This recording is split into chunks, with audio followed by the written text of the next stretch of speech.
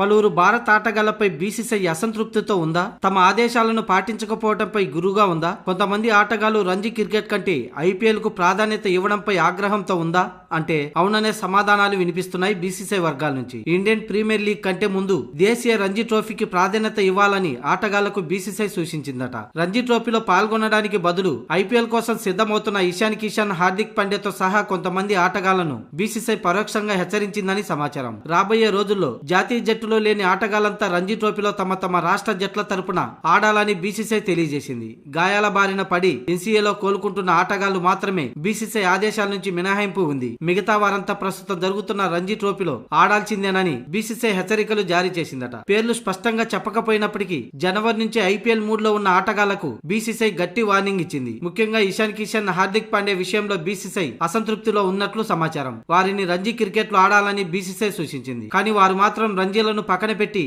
ఇప్పటి నుంచి ఐపీఎల్ కు సిద్ధమవుతున్నారు. హార్దిక్ పాండ్యా, ఇషాన్ కిషన్ ఐపీఎల్ కోసమే బరోడాలో శిక్షణ తీసుకుంటున్నారు. గత సౌత్ ఆఫ్రికా పర్యటన నుంచి అర్ధాంతరంగా తప్పుకున్న ఇషాన్ కిషన్ ఇంగ్లాండ్ తో సిరీస్ లో కూడా ఆడడం లేదు. అసలు ఇషాన్ కిషన్ ఎందుకు ఆడడం లేదో ఇప్పటికీ స్పష్టత లేదు. మొత్తంగా వారు సాంప్రదాయ రంజీ కంటే లాభదాయకమైన టీ20 లీగ్ కే ప్రాధాన్యత ఇవ్వడం పలు చర్చలకు దారి తీస్తుంది. ఆటగాళ్లు రంజీల్లో ఆడడం ద్వారా మంచి ఫిట్నెస్ లభించడంతో పాటు ఐపీఎల్ లోను సత్తా చాటగలరని విశ్లేషకులు భావిస్తున్నారు. అంతేగాని ఓన్లీ నెట్ సెషన్ లో ఐపీఎల్ కోసం ప్రాక్టీస్ చేస్తూ నెలల తరబడి రెస్ట్ తీసుకొని రంజీ ట్రోఫీలలో ఆడకుంటే మాత్రం కఠిన చర్యలు తీసుకుంటామని బీసీసీఐ గట్టిగానే వార్నింగ్ ఇచ్చిందట.